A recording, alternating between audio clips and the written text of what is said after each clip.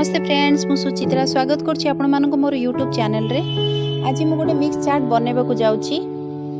Mix चाट पे मटर तरकारी दरकार जोटा कि मैं ऑलरेडी बनै देछि। आपण मान तो जानि थिबे मटर तरकारी केमिति हुए, सेति मु से विषय किछि कहूनी।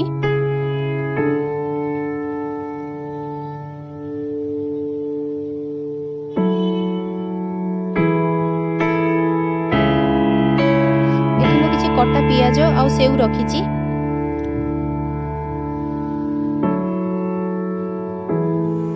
बर्तमान मु सर्व करूची चाट को। देखो मु केमती सर्व करूची।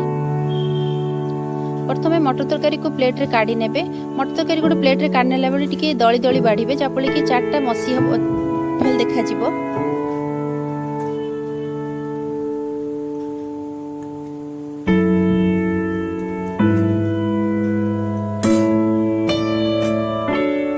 तापर मु किछि सेउ देबी। देखो मु किछि सेउ देउची। चाट रे जे कोनोसी जिंस पकेला बेले टिके बुले बुले पकेबे जापले चाटटा सुंदर देखा जिवो।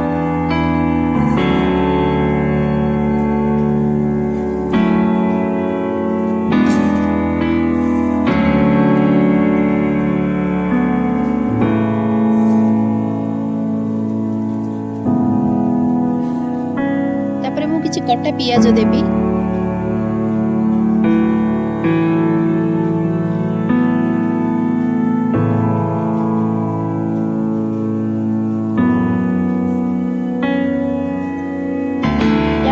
ग्रीन चटनी देबी जोटा कि मु पुदीना पत्र, धनिया पत्र, अदा और कंचा लंका द्वारा बाटी थिली।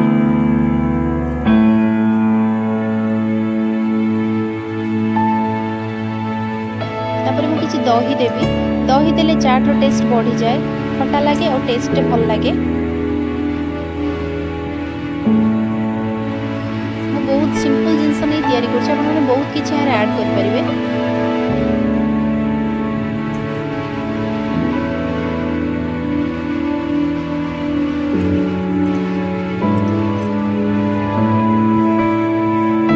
चाट मसला और लंका गुंड और लूण देबी।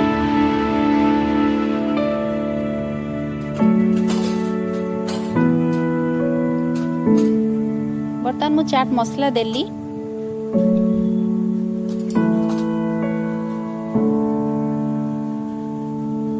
लंका गुंड देली। तापर किछि लूण देबी। लूण देला बेले निज टेस्ट हिसाब रे ही देबे, काना आगरु मटर तरकारी लूण पड़ी जाइछि।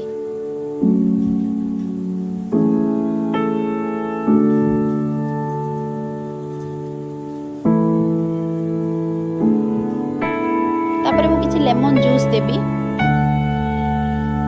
दही पड़ी छी सेत में लेमन जूस अल्प देबे।